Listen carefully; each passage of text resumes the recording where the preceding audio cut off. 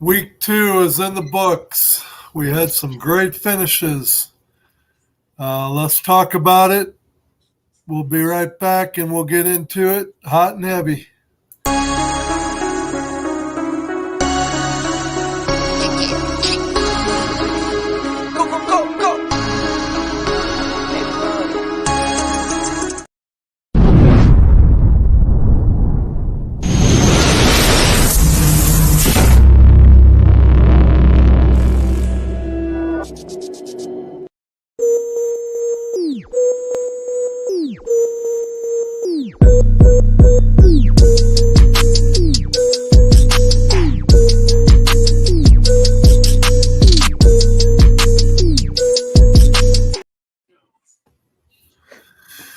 And we are live to discuss another week of the UFL season. I got my co-host here, Easy E, that made his trek to St. Louis for the weekend. So we'll have him kind of give us a little quick synopsis of what he thought of his initial weekend in St. Louis. It was a lot of fun. If you haven't had the opportunity to come out to any UFL game, you are definitely missing the boat. We started tailgating at was about 9 o'clock. We finally got everything going.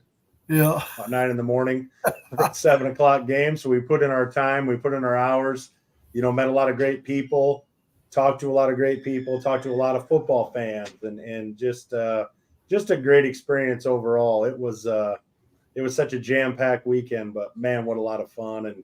And the game, of course, being a Battlehawks fan, came out the way that we wanted it to. So just a great experience. And, I got to thank my co-host on this side for treating us and being our chauffeur and everything else around St. Louis, because, man, it was a great time. And I got to imagine that, it's a great time in any of these games. So if you haven't been there, get there. It's a good, fun time. So just to give you a little idea of what it was like in St. Louis on Saturday, it started out Saturday afternoon with a 1:15 St. Louis Cardinal game. And then Saturday night, we had a triple hitter. We had a Zach Brown concert that was sold out. We had a St. Louis City soccer game of like 22,000 that was sold out. And then, by the way, we packed over 40,000 in the dome for the St. Louis Battlehawks. So I think they determined that for Saturday in a whole, we had somewhere around 110,000 people in downtown St. Louis. So that just goes to show you how much of a sports town we are and how we still can enjoy a little music on the side. And I saw some posts, some people putting on there about, there couldn't have been 40,000 there. I'm like, I was there.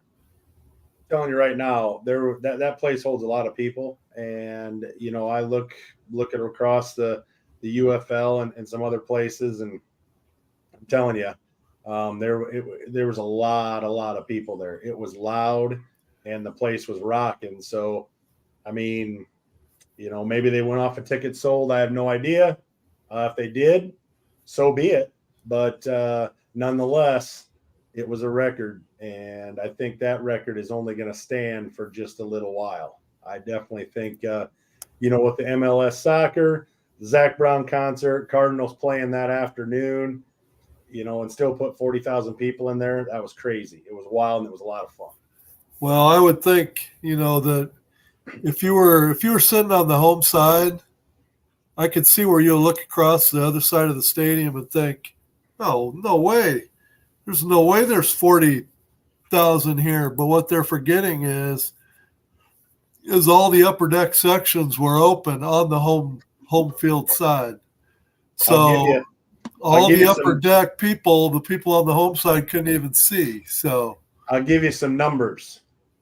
Battlehawks, 40,317. St. Louis Cardinals, 39,273.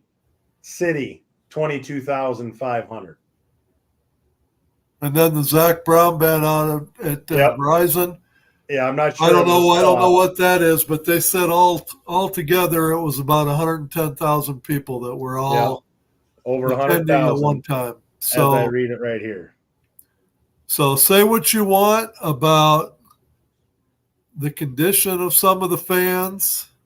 You know, you got to keep in mind for a 7 o'clock game on a Saturday night when they open the tailgate lots at 7:30 in the morning. And you put almost 12 hours on the tires before the game gets there. I would agree that you probably do have a few that are probably a little unruly. But I walked the tailgate. We entertained Confluence Academy, took their high school football team and their high school track team to the game. Thank you, St. Louis Battlehawks, for donating almost 60 tickets so that we could do that. Great partner. Going to do a lot of good things the rest of this year. But I walked the tailgate, met a lot of people, had a lot of nice people stop by our tailgate.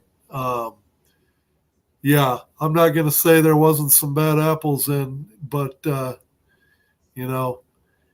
place was rocking. So Yes, I'll defend the fan base to the hilt. I can go anywhere. And John, it was great to meet you as well. Got to meet Sandy. Got to meet a lot of people that I see in the comments every Monday. It was great talking with you guys. Had a blast. But I can tell you one thing: I don't care where you go.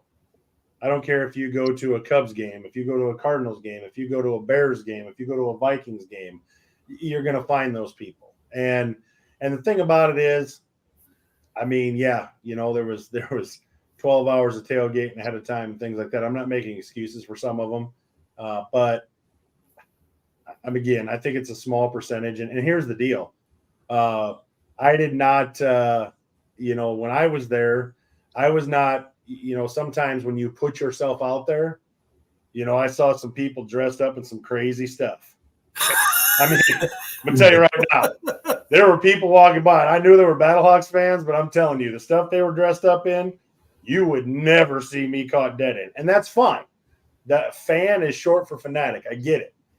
But, you also have to understand when you do those types of things, you are setting yourself up for comments, for positives and for negatives. And, I guess you got to take the good with the bad. And, I wasn't dressed in, I saw anything from crazy headgear to wings to all sorts of stuff. When you do that, you put yourself out there. So, I didn't have anything crazy on. I wasn't really drawing attention to myself. I got to talk to a lot of great people, and I had a great experience, and I didn't see any of that. So, sometimes when you do that, you just kind of put yourself up there, and it can happen. So, do those things in Chicago and see what happens at a Bears game. It's not going to be good either. It is what it is. So, is it right? No, but it's going to happen. So, I'm still trying to figure out that fascination with men and feathers, but we'll have to. I saw some men dressed up in feathers that there's a few things just like, woo, like that is dedication. Because for me, I looked at my wife a couple times and I said, if I came to the game dressed up like that, what would you think? Her response was, "You'd be alone." Oh gosh! So Brett's joined us. Let's get into some of these games quick because I'd like to have a little bit of time on the other end to be able to talk about some other things. So let's start off with a game that reminded me a lot of the St. Louis Battlehawks going to San Antonio in Week 1 last year. We had the Brahmas, the San Antonio went into Memphis. And in Memphis, holy cow, Memphis is like a carbon copy of themselves in Week 1 and Week 2. Completely control the first half to the point where I think the Brahmas had like 1 or 2 first downs at halftime. First 3 quarters. At one point in time, it was 13 first downs to 1.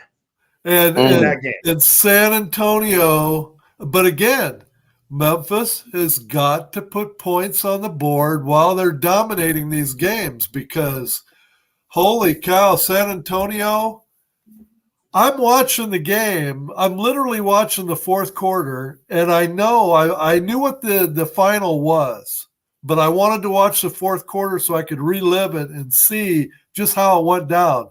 And literally, it got down to a minute something left in the game. Memphis still had the ball, and you're thinking, how in the hell is this going to work? How did they have enough time to do this?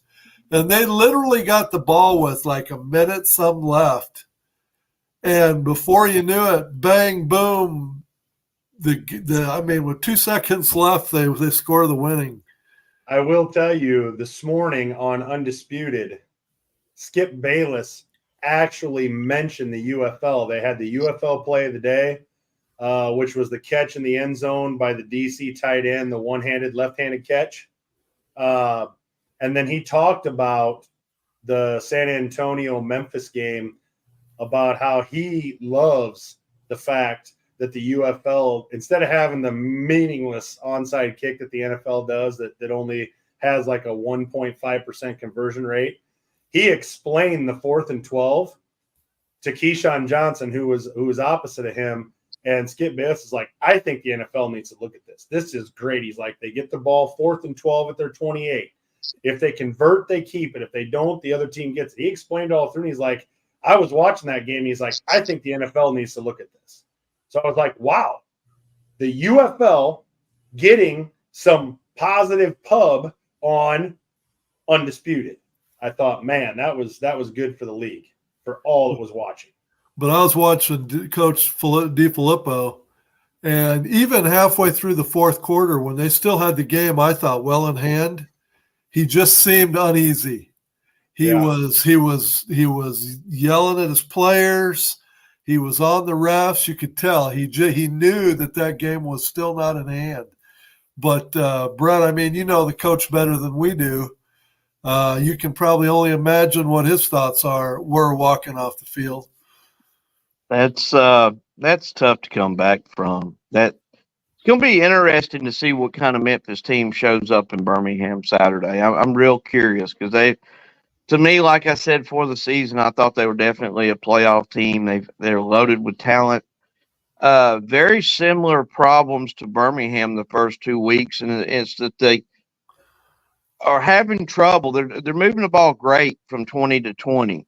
When they get in the opposing team's red zone, they're just having issues putting points on the board and putting the ball in the end zone. And unlike week 1, it came back to haunt them in week 2. So I do expect an improvement because they're just so loaded talent-wise. And look at the job that DiFilippo did with the Breakers last year. So, but it's going to be interesting to see what kind of team shows up Saturday because that was a crushing loss, especially for your home opener.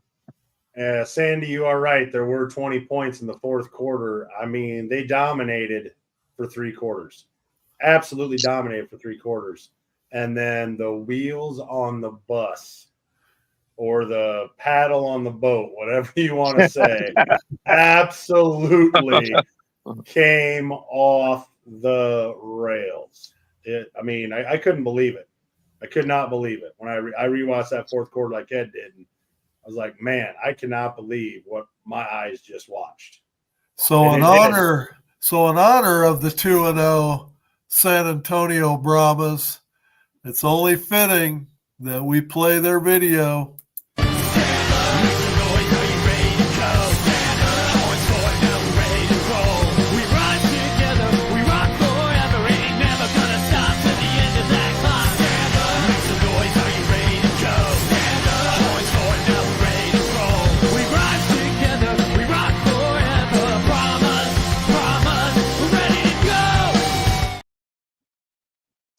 Ronnie, you're absolutely right. And I think that's part of the appeal of the UFL. You know, you have to play 60 minutes. There's a lot that can happen in the last 3 minutes. I mean, we were sitting at the game on Saturday, and I looked at Ed and I said, man, you know, these games go so fast until the last 2 minutes, you know, the second and the fourth. like these college rules for the most part. And it's like the clock just disappears. But hold on to your seats, because that last 2 minutes, there's going to be some things happen. We've seen that already. I mean, I think if I remember correctly, because my weekend obviously was screwed up with travel and everything, St. Louis and back, every game was a one-score game, correct? Right. Yeah. And I think most games were winnable by each team at the end. Yeah, and as we talk about, that's a perfect segue into the next game. You got St. Louis at home against Arlington, and I know else. But before we get to that game, you got to take a commercial break. Look at the police here, keeping me on track. You are right. Houston, we've triumphed. I've made it back to Earth with the cargo intact. The game-changing, time-sensitive payload is none other than the revolutionary energy flavor we've all been waiting for. Introducing Merc Mayhem Cherry Limeade. Merc Clan played a crucial role in securing this energy flavor, and together we've unlocked the future of power. Merc Mayhem is not just a drink, it's a statement, a fusion of relentless energy and bold flavor. The secret is out. Merc Mayhem is set to redefine the energy landscape, leaving ordinary drinks in its cosmic dust. Get ready for a taste explosion that matches Merc Clan's unparalleled power. Join the revolution, and let's unleash Merc Mayhem upon the world. Astronaut M signing off.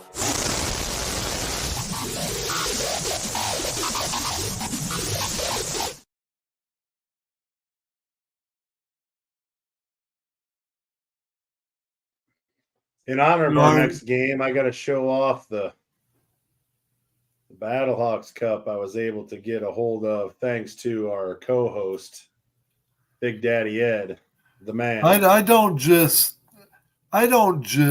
give someone a place to stay. I entertain, my man. It's about you do. It's all about the experience. I cannot argue a bit. If anybody wants to take advantage of Big Daddy Ed and Mama Bear's bed and breakfast, it is a full slate of what can we do for you. It was amazing. Easy come in on a Friday afternoon, and I think we were at our house long enough to sleep, and that was it. Till they left on Sunday, we were never home. So yeah, we went to the pep rally on Friday and got back and basically went to bed, got up, started packing for the tailgate, and off we went. Got home from the game, went to bed, got up, had breakfast, went to the Cardinals game, and gone. Thanks for playing. No, but like you said, and like Jay says here, so many nail biters. Every game was competitive. I gotta agree with Jay. I gotta believe that when they come out with viewership numbers, that the viewership is gonna be outstanding. And I would be shocked if it's not. Last week, the first two games on the slate both did over 1 million.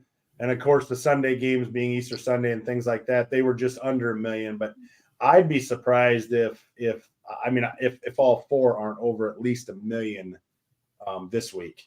So, and if you remember, Brett, last year there was several games that were like 347,000, 325,000. I would be shocked. If all four games don't get over 1 million this weekend. Absolutely. What do you think, Brett? Oh, I'm nervous till they come out. We'll have them tomorrow, probably around lunch. But I think probably the best, most watched game will be the primetime Saturday game. Of course, St. Louis and Arlington. I'd be floored if that don't pull over 1 million. Don't know about the two early games, 11 o'clock on Saturday, 11 o'clock on Sunday. Those are tough time slots, but I think the D.C. Houston game late Sunday will be a pretty large number as well. But we'll find out sooner or later. That's for sure. You don't got some better times next week. You don't think there's a possibility that St. Louis Arlington game won't sniff close to 2? I think they might knock the door on 2 million. That'd be a record too, wouldn't it? Man, I think 1.5 to 1.8 would not be out of the question. Would not. And hey, I'm all for it. You know me, I'd love for everyone to be 10 million, but that's not going to happen. Not right now, anyways. Until we get to maybe different markets moving forward. And if it was 1.8, they saw a great game. So segueing into our game, you got a Arlington answer, then you have a St. Louis Battlehawks answer, then you have a Renegades answer, then you have a Battlehawk answer. It was a back and forth game. There came a point where Ed and I looked at each other during the game and just thought, "Uh-oh." There was one point in the fourth quarter with 2 minutes and some left. Both teams were pretty much out of timeouts. I think they both had one timeout left. If there was a conversion by Arlington in the fourth quarter, the outcome is different. Yeah. Well, there was like 2 minutes left. They had a third down, and it's like, if Arlington gets this, the game's over. And they didn't get it, and it ended up costing them a win. So it's like, holy cow, every one of these games are coming right down to the end. So if you're a football fan at all and you're giving this league a chance, I mean, what more can you ask for? Yeah, what more give can it a you chance. ask for? Yeah, give it a chance. I mean, I don't understand. I mean, my dad is actually watching the Battlehawks now. And, after week one, he's like, "Oh, man, you've got me rooting for another team that doesn't win."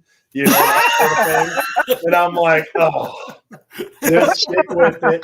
Just stick with it. It'll be fine. Take a breath, And then after this week, he's like, "Man, that was a great game." I'm like, "Yeah, it's always a great game when you win, If we'd have lost it, I think it would have been, here we go." But, so no, we don't need to say too much more about that game. I mean, we could take the time to break it down, but we got so much more to talk about. So let's move on. Let's move on to the next game. Birmingham at Michigan. I got to tell you, again, the only thing Michigan ran out of was time, because when the clock hit zeros, they were down to about the 25-yard line of Birmingham, and with the potential to pull that game out. So tough loss for Michigan, but oh my God, the field goal kicker backs up a 64-yarder last week with a 62-yarder this week. But it would have been good from 72. I was at the watch party in Birmingham, and we all looked at each other. I'm like, "You do realize he's been to make this, right?" And they said, "Yeah, we know." I'm like, "All right." I mean, everybody just looked at each other like it was an extra point. I mean, we're just, we go out there to take pictures afterwards. Everybody's looking at each other, shaking their head like, and I just laughed at that damn kid. I mean, what can you do? The greatest thing about it is, though, on the USFL side, Michigan was picked, I think most people picked them last. And here they are with, I would say everybody's pick of the litter on that side, taking them to the wire. I mean, I think that just shows you how competitive this league is going to be when you have, a Michigan giving Birmingham all they can handle. So, I mean, and this was another game where, a little more time, who knows? But that's why you play 60 minutes and not 65. And like John says, he says, "Did you hear the crowd chanting his name?" How many times do you hear the crowd chanting for the kicker? Yeah. Yeah, they were. I know Mike was there. He was telling me about the chant, and we could hear it on the jumbo screen that we were watching. The only highlights you get of that game is that kicker signing autographs to everybody in the stands. Like, it's crazy. He's a rock star, man. Well, I tell you what, I wouldn't doubt it. He ends up in the NFL next year, but oh yeah, he'll be in the NFL. But I tell you what, if Michigan can get any kind of offense at all, they're going to be someone to reckon with, because they got the defense. They got a legit defense. Yeah, they do. And I tell you what, that's going to give Michigan a chance to stay in every game. I'm not saying you won't have a week where things go sideways or whatever, but that Michigan defense is going to keep them in a lot, if not all, games and give them a shot at the end. And let's face it, with the way the UFL set up, if you're within one score, you're going to have a shot to win the game every single week. Just plain facts of the matter. And, so. Like Sabrina says here, Birmingham's going to fall eventually, and then with the LOL behind it. But like you said, Brett, Birmingham's 2-0, yes. They've got 2 wins, and at the end of the day, that's all that matters. But, they haven't done it in, great fashion or by any means. They're getting the wins, which it puts them head and shoulders leg up on the league because now they're 2-0 and they were both road wins. They got 2 road wins and they haven't even played a home game yet. Brett, you're a Birmingham guy. Our defense is better. What's that? You're a Birmingham guy. So I'm going to turn it over to you. Were these ugly escape wins, or were these just getting our feet wet, trying to get everything on the rails type of wins? What do you think? Because I'm not at this point, I realize we're only 2 weeks deep, but I'm not that impressed with Birmingham. Like before the season, I was like, man, Birmingham could actually just run the table and it could be over. I don't feel that way right now. So what do you think? Well, if you go back and look right now, Birmingham's defense is far better than what it was last year. I don't even think it's a question. Is it the best defense in the league? No. We are moving the ball basically at will once again from 20 to 20, but we're having issues in the red zone. We've had issues in the red zone both weeks. And until that gets corrected, we are absolutely vulnerable. I said at halftime yesterday, I said, how many times have you seen a team control the game like we have and only be up a couple points? What usually happens in the second half?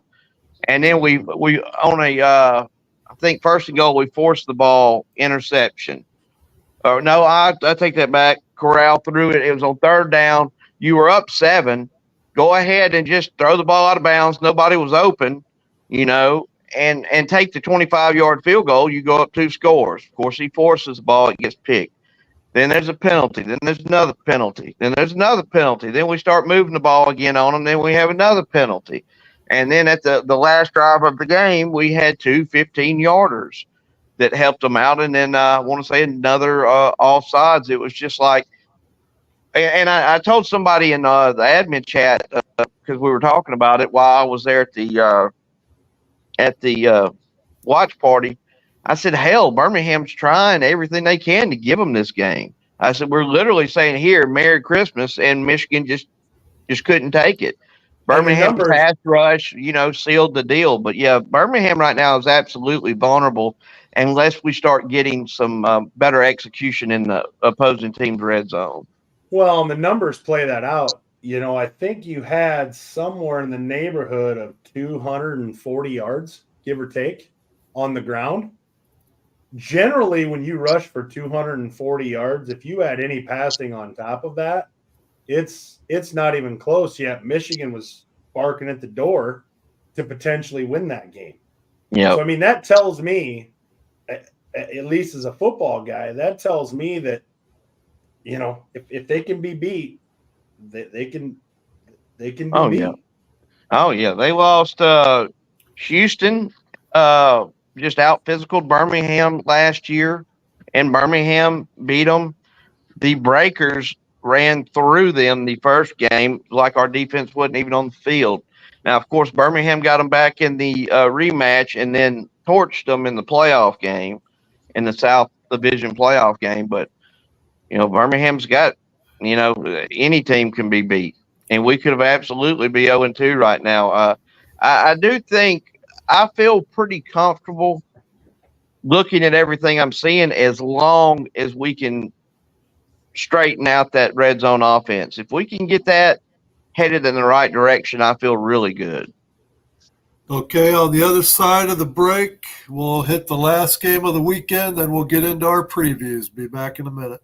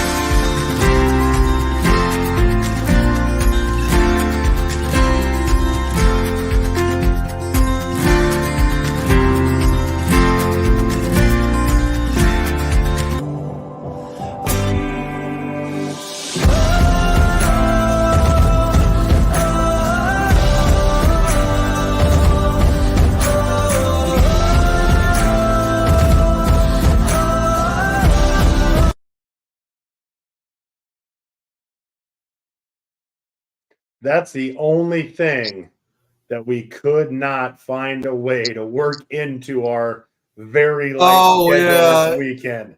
And I was so bummed. I was so bummed because wanted to go back out to Wild Sun, and we just could not make it happen. If Wild Sun would have been open on Friday nights, if it would have been summertime, we might have went to Wild Sun and forgot about the pepper alley. But Yeah. Okay, the final game of last week was the late game Sunday. It was Houston at DC, and I got to tell you guys, if Houston had any kind of an offense whatsoever, they would be 2-0 because their defense is for real. They can play 3/4 of an inept offensive football, but somehow still be within a score of winning. So, my hat's off to Houston. I hope they're able to figure it out because they're way too good a team to end up being like an Orlando Guardian team of last year. I definitely think they're going to, because you look at Orlando. Orlando had one win last year, but they were competitive in several games. They just couldn't get over the hump, and I think it's kind of like what we're seeing out of Houston is they're just missing a few pieces, but if they can ever get in any kind of a rhythm on offense, look out. I tell you what, of all the teams that we've talked about here, I think DC is the most vulnerable. Yeah. I cannot believe that having Abram Smith not out there is the one cog that has absolutely just busted this wagon wheel. They look they're missing some wide receivers from last season too. Wide receivers and a tight end, but yeah, they're missing Lucky Jackson big time. But the biggest problem is when I look at that, I look across the league. So did DC not get in on the wide receiver bonanza? I mean, I'm seeing great wide receivers across this league. And did they just decide, we're out? I mean, to me is an excuse. No, it was a poor draft, in my opinion, by DC and free agency offseason for DC. Their GM, I can't remember his name. To me, they did slip, and it's evident on the field. They've still got a strong defense. They've still got really good coordinators, but yeah, they let Birmingham and St. Louis and a couple other teams get all the wide receivers, I guess. Yeah, I look at the stat leaders through week 2, and Hitman, who's had a couple of really nice games, is leading that. Followed by Stevenson for the Brahmas, Sims for Michigan, Adams, and then Shepard, for the Battlehawks again. I'm like, you couldn't get a hold of any of these guys? I mean, Ty Scott checks in at 8. So it's tough to feel sorry. It's tough to feel sorry for DC when, there's a plethora of receivers out there that they could have picked up, could have went and got, could have drafted, whatever it was. And they just don't do it. Ty Scott's it. Is that it? I don't know. It just they look so vulnerable to me. I would not, if I was a DC fan, I would not feel comfortable where I'm at right now. Not at all. I know Arlington's 0-2, but I would, seeing what I've seen out of Arlington, I would still feel a little more comfortable as an Arlington fan than I would a DC fan. 100%. Well, 100%. Jersey brings up a good point. Houston lost their quarterback now for a month. I'm sorry. He should have been quarterback to begin with, and I think old boy proved that Sunday. Yeah, so I think that might be a good thing. That might be a good thing. I'm sorry you got hurt. I'm not saying that. I don't know what that Houston coach and that staff's looking at, which I'm not a fan of either. And wonder if they got a problem evaluating quarterbacks because he should not have been the starting quarterback. I'm sorry. No. I said that from day one. Watching both of their games, I tell you what, it's not good. It is not good. When you see some of the, you you look at the quarterback leaders through week 2, and so the name, I think it's Guarantamo. Is that right? Is it Guarantamo? Let's see. Guarantano. Yeah, whatever. Okay, I had it until you said it or attempted it. Yeah, you guys are making fun of me for not being able to say DiFilippo for so long. Now I can. Now it just rolls off the tongue. It just rolls off the tongue now. Sinet came in, and he's only 30 yards behind Matt Corral. I mean, I agree with you, Brett. I don't know what they're evaluating. I don't know what they saw. Maybe they were trying to be more of a running team, and he was more shifty on his feet. I don't know what the evaluation process is, but from what I've seen, I don't think this is going to kill them. I think it's only going to help them. Yeah. So before we get into the previews of week 3, God, I can't believe we're already saying week 3. It just seemed like the season started. I know. It's just like the NFL. This just like NFL. The 10-game regular season is just going to fly by. It will. It'll be gone before we know it. The one quick debate. Yep. The one quick debate I want to have, I don't know if it's so much a debate, but more of a discussion. For the last couple of years, the USFL teams have pretty much been in hubs. And so it was all about viewership, not about attendance. The XFL has always been more about the attendance and wasn't as big on, viewership and attendance were more on an even keel with each other. You needed both, whereas UFL was really touting the viewership. Early returns on these games is showing that the USFL cities that are hosting the games, the numbers just aren't there. And so the argument becomes, why is that? And as much as I knock it around and I try and figure that out, I basically just in my head have come to the conclusion that people are creatures of habit. It's what they're used to. Every spring, you can say all the excuses you want about Easter and you got the NCAA tournament. Well, now you're going to have the Masters and you're going to have, there's always going to be, the women's Mother's Day, There's always going to be something.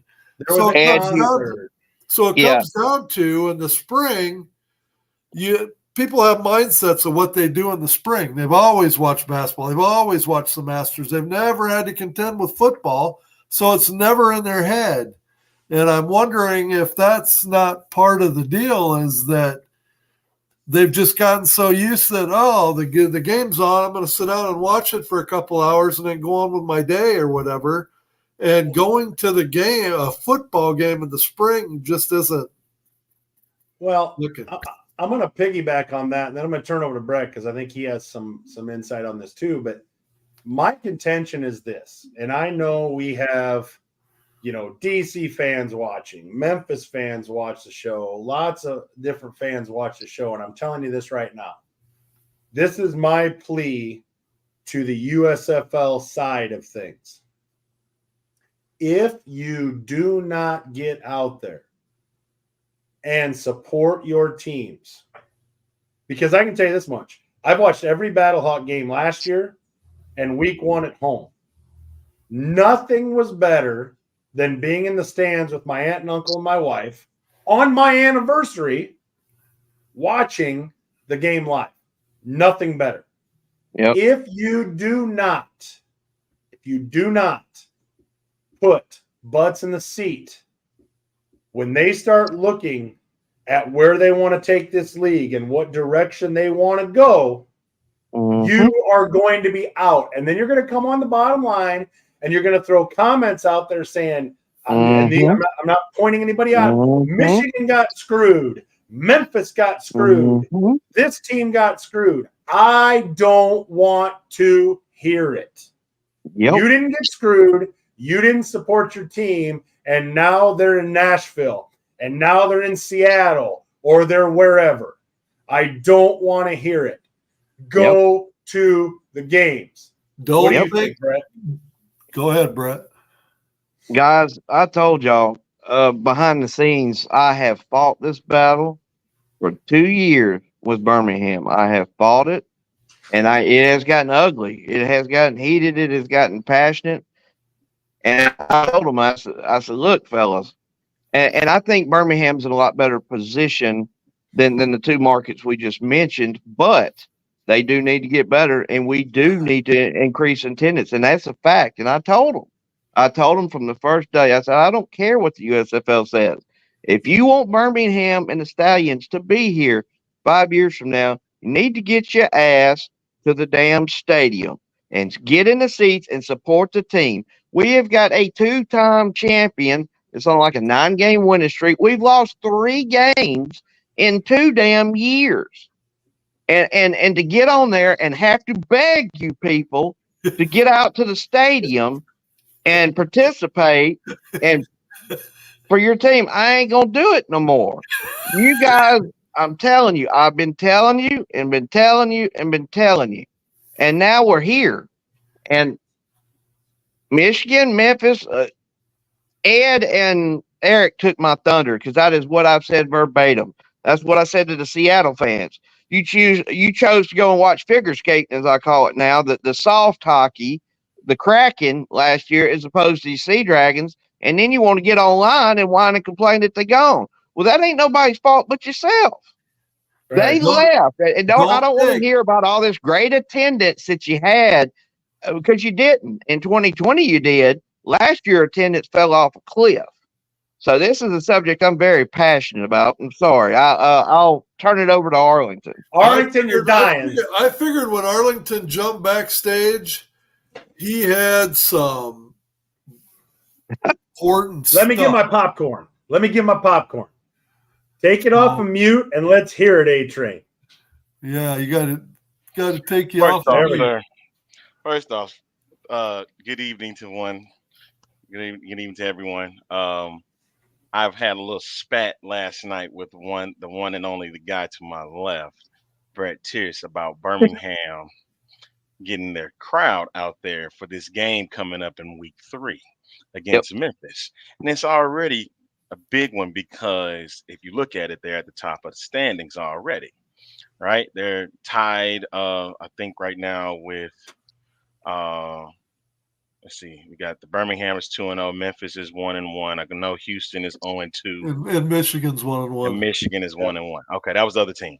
So after this week, we looking at I think the top 2 teams in the USFL conference. And so I said, hey, they need to go ahead and bring out 15,000, 20,000 at this rate to Birmingham and pack Protective Stadium. Now, source told me that that they're going, it's kind of tricky how the stadium is, but I still want to see 20,000 in there. Can you give me 20,000 at least? You know what I mean? They'll open the additional side of the stadium, Arlington. The problem is how they built that stadium. Oh my goodness. On day games, which thankfully this is not, but until that sun goes down on that away side, that sun is absolutely blinding. So as it packs in, and unfortunately at Protective in Birmingham, which I've bitched and complained about for 2 years, get there early. We have a late arriving crowd, so they'll open the other side as everybody decides to get there whenever they decide to get there. Is that because of A-Day in Tuscaloosa, which I heard that game is at 3:00? So, I've already lit some people up in the my Birmingham group about that. Look, and I live 5 miles from the stadium. I haven't lived more than 10 miles away from Bryant-Denny Stadium in my whole life.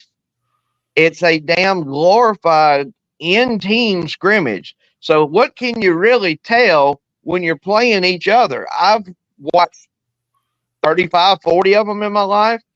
I go away from the spring games thinking, well, this looked good, that looked bad. Well, you don't really know until you play another team. You've got a 2-time defending champion coming home. They deserve your support. I don't want to see or hear any A-Day damn conversation in my group. Get your ass to the stadium Saturday and support the Stallions. Giddy up. Exactly. Now listen, if they don't show up, I don't want to hear a peep from you about why that attendance was so bad. Oh, don't worry. You're going to see plenty. You'll see. You won't have to hear it. You'll see it because I'll be lighting some people up online. I have not made excuses for Birmingham. I have made enemies. I have tried to help build that fan base. Trust me. When we come back, are you going to join us for the preview, A-Train? You going to join us? Okay. When we come back. Same great taste.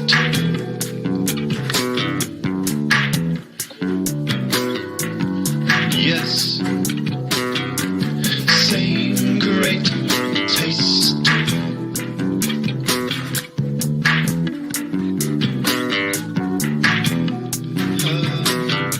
Same great taste.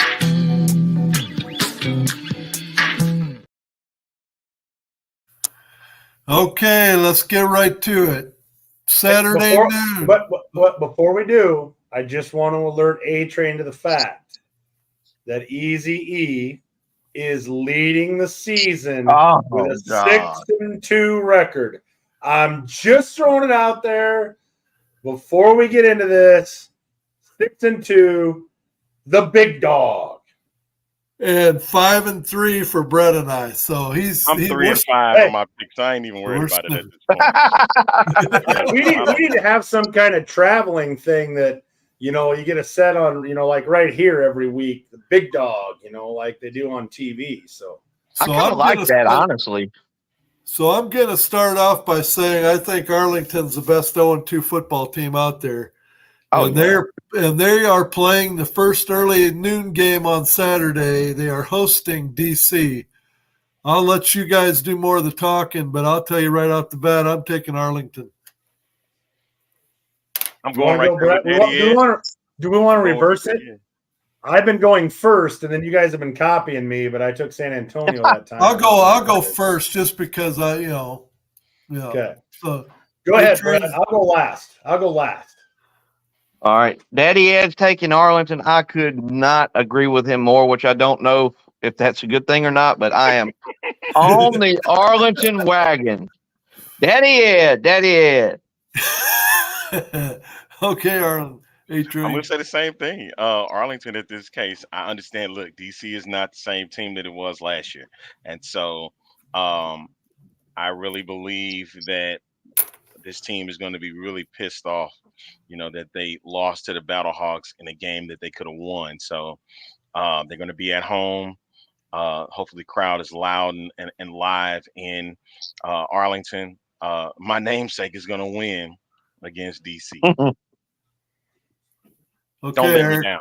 Let's hear this. You can put the stamp on this one because DC has shown a big-time weakness in Arlington. Even though our Battlehawks put 27 up on them, DC is not right now. DC is not the Battlehawks. So Arlington's going to get their first W in the win column here. Their first check in the win column. It's going to be Arlington. So no question.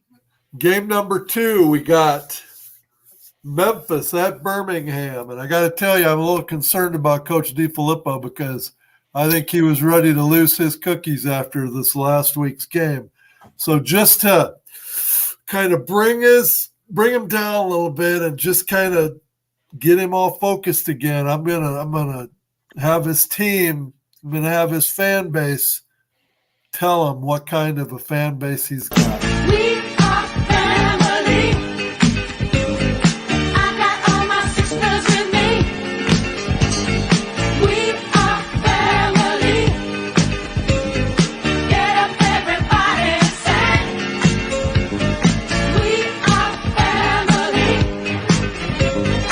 I got all my sisters with me. We are family. Get up, everybody, and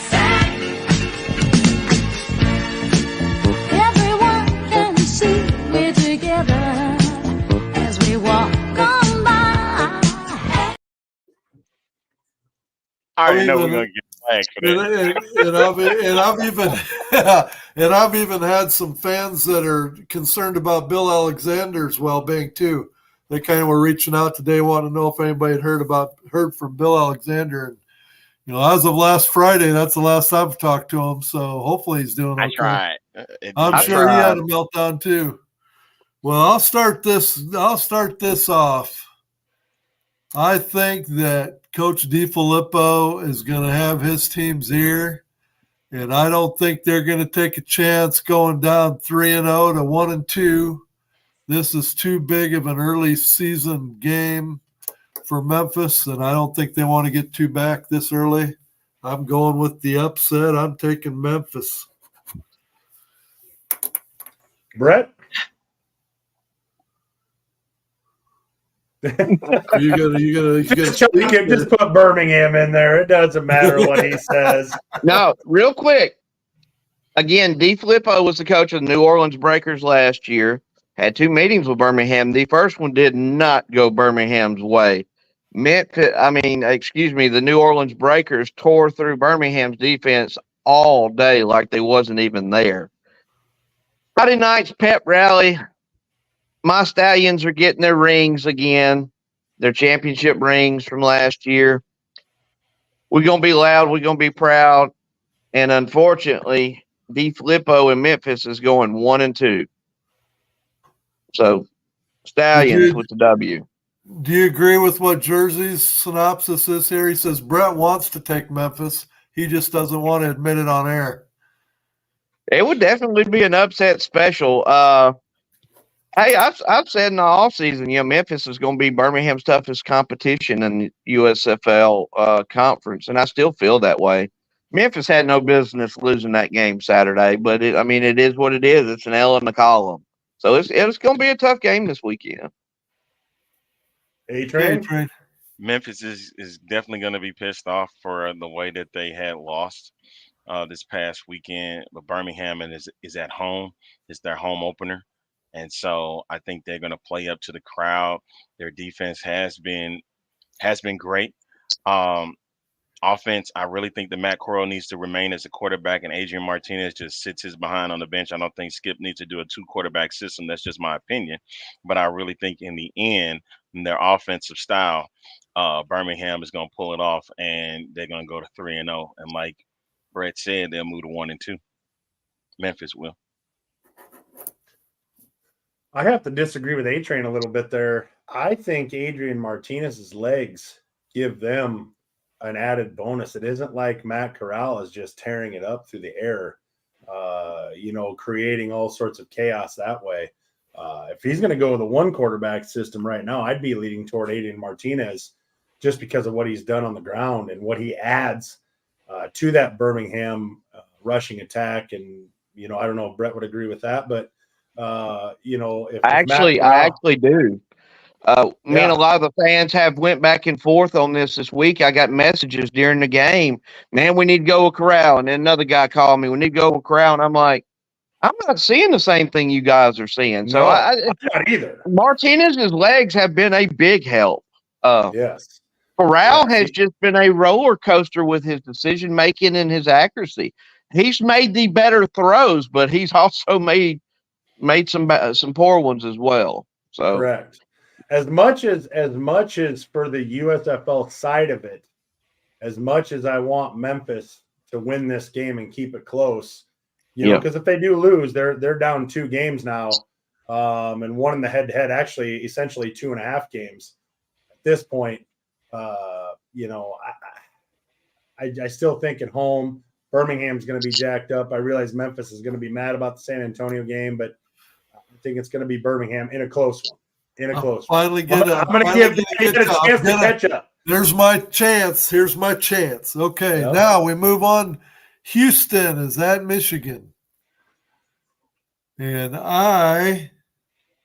as much as I want to take – oh, boy. This is a tough one, fellas. Does anybody have a quarter? Yeah. Oh, God. Quarter flip right here. As much as I think Houston's going to find out that their new quarterback that's been forced in to take over as a starter is probably going to be the one they should have went with to begin with. But God, I know Houston. I just look at them as the guardians of last year. They just can't seem to get over the hump, even though they got a quality team, great defense. They just can't get the offense put together. Michigan, God, I mean, can they get any? I got to make our pick, and we're going to run late. Yeah, you're killing me here. I'm gonna take Michigan. I'm gonna take Michigan. I don't want Mike jumping off any bridges or anything in Michigan, so I'm gonna take Michigan. And what I say before the season started about these two teams, they are one and the same. Very good defensively, very good front seven. Good running back play. Other than that, no quarterback play, no real wide receivers of threat. I mean, they're almost a shadow of one another. Give me Houston by 3. I'll go on and let me say Houston as well. I really think that Reed Senate can do doing a great job with this group. It's just now closing out games. Like they should have won that game against DC. They have really messed up that game. And I think they will get everything together. Guantamo's out for a month. Senate is going to be the guy. And even when Guantamo comes back, Senate should be QB1 still, depending on how everything goes. Houston in a 1-score game. Well, because this is a coin flip, I always revert back to the home field advantage and my boy Bates. I knew exactly who A-Train was going to pick because he took his Michigan hat off when he made that. You knew it. That's why I never said nothing. So I am going to go with Michigan because I'm a smart guy. I got to hedge my bets. If Ed wins the Memphis game, he ties me. But Brett now will stay the same. If Brett wins this game, then Brett. So he's worried. He's worried about me. He don't care about picking the right. He just. You're going to be really mad. What we're going to do here, since we're almost up against the hour, we're going to make our quick pick here, and that's going to be it for the Fuel Network. We'll go to a quick break, but when we come back, we'll actually talk about this last game a little bit. And then I want to go into a segment of we haven't done the NFL for a while. I want to talk about the draft coming up and talk about some of the players that have moved up and down. So I'm going to start off. I'm taking St. Louis. I'm taking St. Louis. Go ahead, Brett. You taking one horn forward? Oh, both of them. Okay, you're taking horns forward, huh? Okay.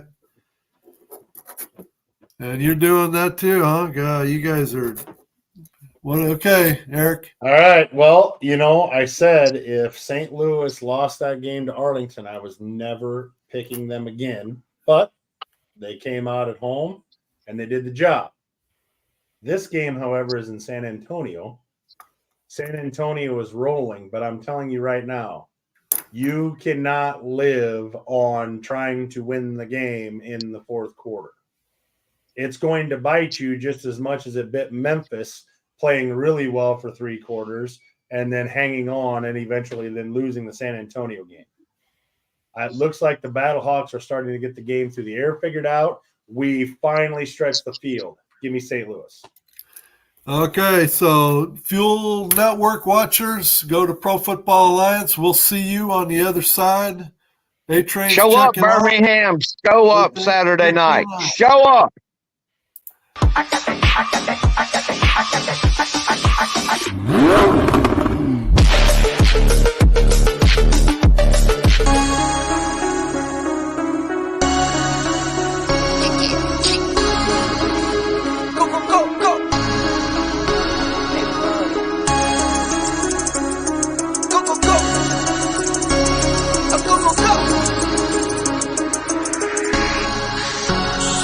Hit for my wins, I need my hands.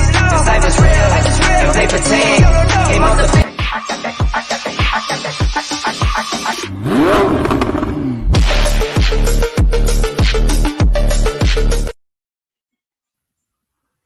We are back. And it looks like Brett checked out for a minute. So anyway, let's start talking about this, Eric. You and I both took St. Louis in this game. I Yep. look at it as in, it's the same scenario as the Birmingham-Memphis game. If St. Louis doesn't win this game, they're 2 games back, early in the season, 3-0 versus 1-2. So this really, a win by St. Louis brings them both to 2-1 and just Put St. Louis a half a game ahead. puts this division totally back into play. Yeah. I'm afraid that if the St. Louis can't pull this game out, San Antonio's going to have a 2-game lead on both DC and St. Louis, and they maybe don't ever look back. So When is Pearson coming back? Pearson more than likely is going to be week 4, probably. Okay, week 4. So he'll miss this game. He'll miss this game yet. Here's what I noticed the game on Saturday. And I know I've seen some comments across some of the message boards and things like that about when are we going to get Hakeem Butler going? Right now, we don't need to get Hakeem Butler going, and I'll tell you why. Hakeem Butler, if you watch the game, he has been bracketed. You got underneath and you got over the top. He's 6'7". Yeah, he's a big target. So then what has happened? Aitman, Shepard. When Pearson comes back, you are going to see Hakeem Butler reemerge, because then when you put Pearson out there, where do you think the under and over is going to be at? It's going to be on Pearson. And if they don't, God help them. And I firmly believe that is why Aitman is eating them alive here. When we finally decided to get the ball down the field, start stretching a little bit, McCarron made some great throws on Saturday. There was one throw that was halfway in there, and Ed and I were like, it's there, and it's a touchdown. It's one of those things. But I will tell you the biggest key that I think will do it for St. Louis on Sunday against San Antonio is the emergence of Durant. I think Gallman only had 2 attempts for 4 yards, but Durant rushed for over 100 yards, and he had some explosive runs. If they're going to feed him the ball and he's going to put pressure on the ground game, that is only going to open up the passing game even more. And it looks like AJ had a way better game on Saturday than he had the week before. I think that's only going to get better. So when I look at those things, I'm not going to bet against my Battlehawks. They start getting that air game going, and then they start gashing you with the runs like with Durant. I'm way more excited coming off of week 2 than I was after week 1. Week 1, I was like, what are we doing? Oh, my goodness. But after week 2, when we stretched the ball and we were able to beat them with the run game, I'm way more excited than I was before. So. Well, the line play for the Battlehawks was a night and day difference as far as being able to not only give AJ pressure, but to get that run game going. Yes. You get that run game going like they had, and then all of a sudden that opens up the play action pass. It just opens up your offense. It just totally spreads things out. And he was able to hit a few deep balls that stretched them out so they couldn't keep you reeling freeze it all in. With the play action, if you freeze those linebackers with one step, if they freeze for one step, that allows you to get behind them.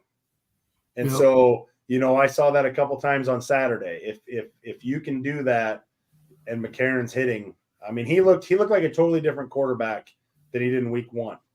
And so, you do that and we start getting these receivers to stretch the field, start putting pressure on the secondary.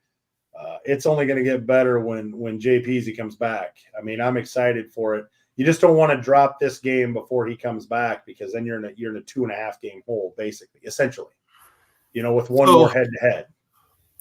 So I would probably say that San Antonio, at least to this point, San Antonio probably has the better defense.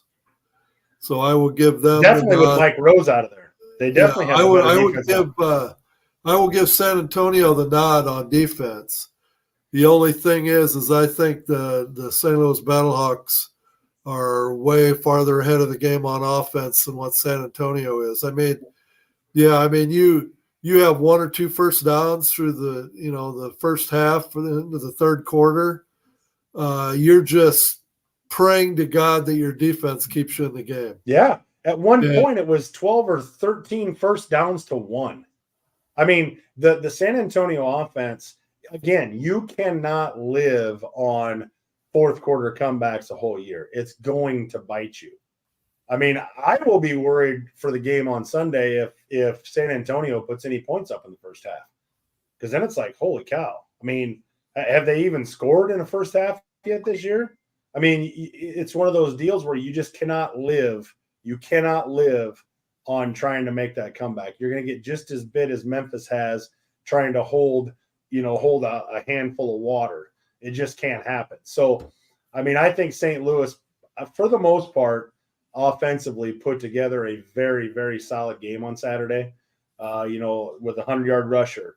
McCarron putting up, 200 and whatever it was yards, and a couple touchdowns. So, I mean, if they can do that same thing on Sunday, I'm not as worried about this game because, yeah, I get it. San Antonio's 2-0, but realistically, it's an exciting 2-0, but it's an ugly 2-0. It is. It is an ugly 2-0. It's exciting 2-0, but it's an ugly 2-0. If they'd have came out and dominated those games, then you know what? I'd agree with you, Jersey. I would agree with you, Jersey. San Antonio is going to win this game. They didn't dominate any of those games. So if they think they're going to convert 4th and 12s every game, to come back and win, okay, maybe they will. But I wouldn't want to live on the difference then at all. I would not want to live on the difference then. And I would agree with Jersey on this fact too. I do think that Duran has he just didn't get a chance. He took that job. I mean, he took it. He took that job. I mean, he ran possessed. He showed the quickness. He hit the holes. I was totally impressed. So Durant was definitely a game changer, and by him, well, I mean, our offensive line opening those holes and him hitting the holes like he was a complete game changer. He completely opened up the passing game, and then when we did, McCarron was on, and he hit those guys. I mean, there wasn't too many balls. Maybe you can recall it, but there wasn't too many balls where I was like, oh, that was bad, or that was, they were right there. And we had some drops, but I mean, they were right there. If we can clean some of that up, I mean, I think we're going to put a lot of pressure on San Antonio offensively, and I don't know. I mean, I guess we'll see. That's why they play them. But if I'm San Antonio, I'm not living for the fourth quarter in every game, because there's going to come a time where that's not going to work for you. And then where do you go? What do you think? I know I'm an outsider, fellas, but in this game, but I am pumped for this game. I am so pumped. This is another game, guys, that's going to help the league moving forward. I think this is going to be, unfortunately for you fellas, another nerve-wracking, nail-biting game. Yeah. Oh, yeah. Definitely, for sure. And I honestly think it might as well be a coin flip. I would like to go with my boy AJ, and I'm the first one to defend him, because I was just fixing to say, hold on now. He had some drops in both your games this year. He had 4 in the first game, I think 3 in game 2. Maybe I'm off on those numbers, but that game, guys, the attendance is going to be strong. The viewership's probably going to be wild. That is going to be a game. That will definitely. That's just another game that's going to help grow the league, in my opinion. Well, and I'm going to respond to Jersey's comment here. Okay, he said, hell, St. Louis lived off comebacks in most of their games last year, so why does that matter? San Antonio had a bad game on offense for 3 quarters, but when it mattered, they stepped up and scored enough points to win the game. That's what matters, and you don't think they're going to watch film and correct their mistakes. Jersey, they had 1 first down through almost the entire first half. 1. All right. Yep. I don't know what Memphis did. that allowed them. I don't know if they were playing soft. I have no idea. But I can tell you one thing. just like you can say San Antonio is going to watch film and they're going to try to correct those mistakes. I guarantee you St. Louis is watching the film saying, what did Memphis do in this situation that allowed San Antonio to score 20 points in the fourth quarter? I mean, if you want your team living and dying off coming back in the fourth quarter and hoping that happens for you every week, hey, go ahead. It's exciting. I get it. But you cannot tell me that you're going to be able to play 3 bad quarters every single game and come back in the fourth quarter. No chance. You are not going to end up on the top of the XFL conference if you play your games like that. Until San Antonio shows me, and maybe they will on Sunday, until San Antonio shows me that they can play a full game and it's not just, ass puckering time at the end and they're able to run it out, I'm still not going to believe it. Again, those are exciting games. They are great for the league. But if we're going to sit there and break them down, that's how I break it down. You cannot live that way. Just like you cannot live, we said it after the first week. You can't live being Memphis dominating the first half or first 3 quarters and then try to hang on for dear life like everybody just puckered up like they're just waiting to lose. You can't win that way either. And it bit Memphis this week. Yep, they've done it both weeks. They've done it both weeks. You cannot live like that and be San Antonio and think that's going to be, again, exciting wins. It's great for the fan base. It's great for the UFL. But you cannot sustain that. Absolutely no way can you sustain that. Not even kind of. What's your parting shot on this, Brett, before we go on into a little bit of NFL talk? I was probably one of the biggest public doubters of San Antonio, and I know they won. I know I picked San Antonio this week, but I'm kind of like Eric on this. Show me. I think it's going to be a great game. It's going to be a big game. It's going to be a loud crowd. It's going to be a very important game in the XFL division. Show me, because again, you want to play Birmingham for 1 quarter and see how that works for you. Right.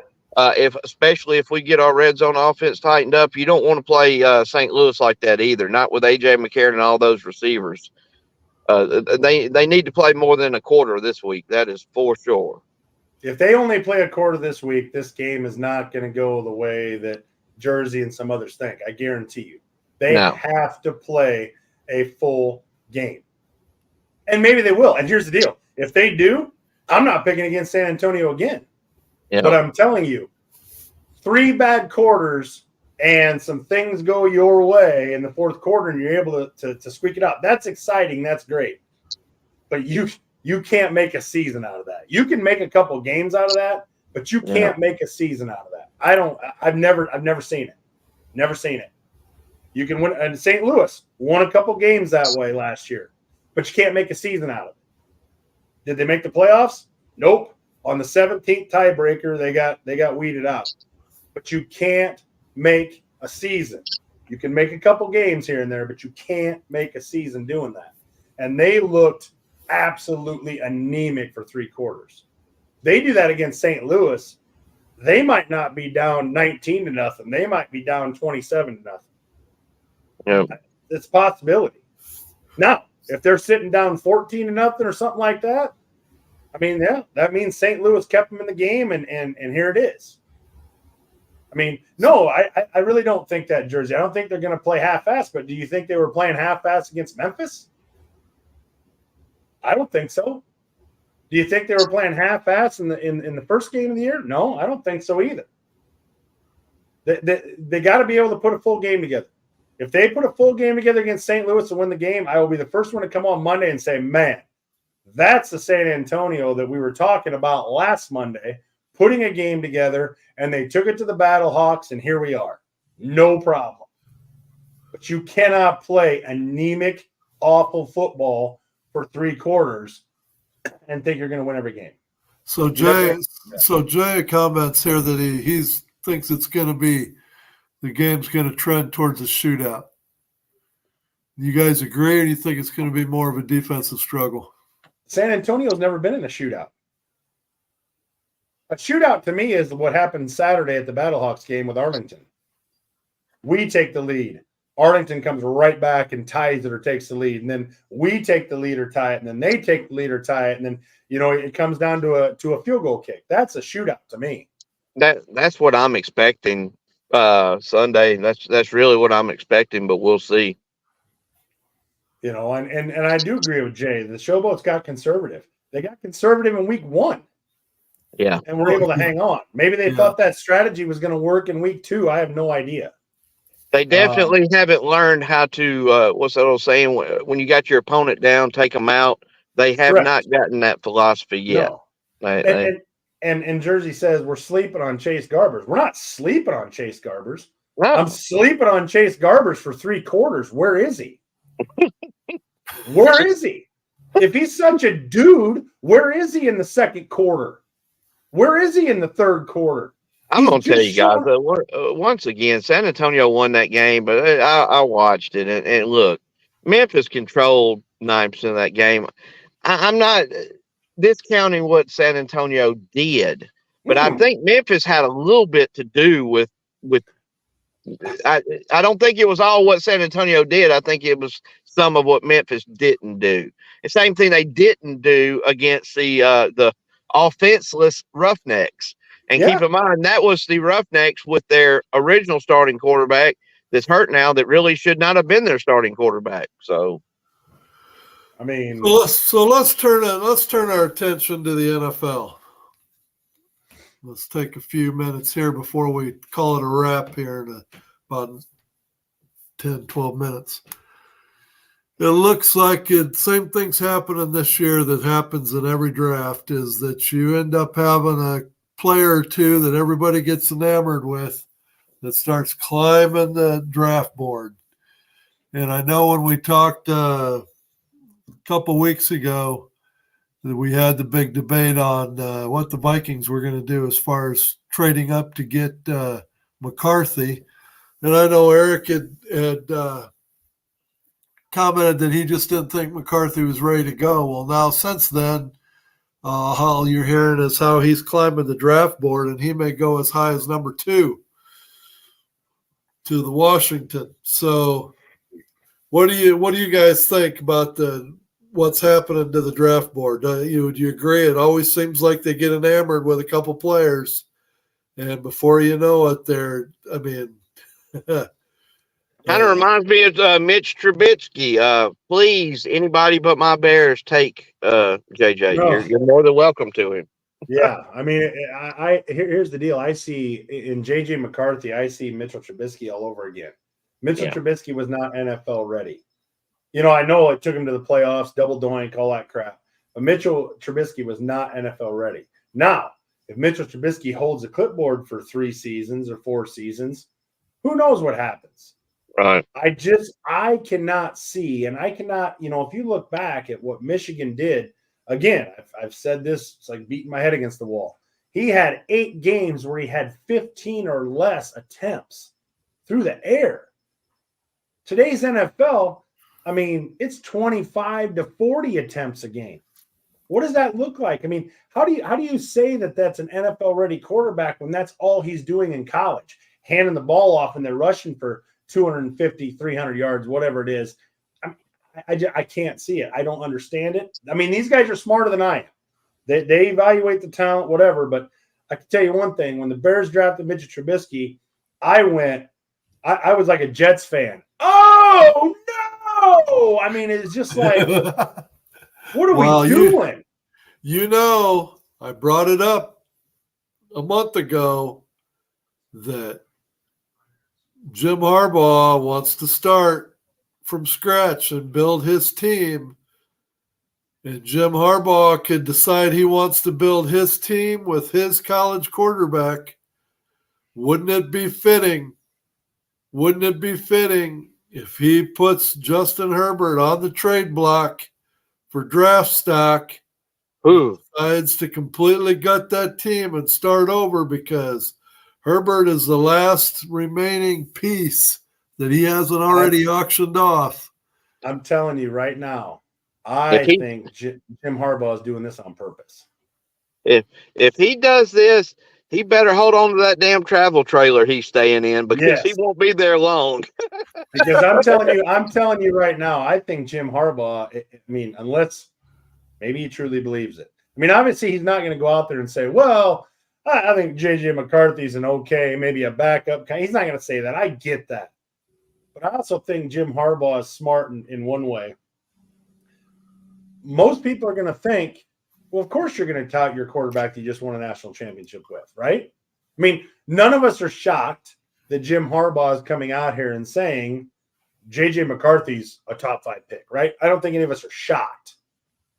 But I think Jim Harbaugh is not stupid.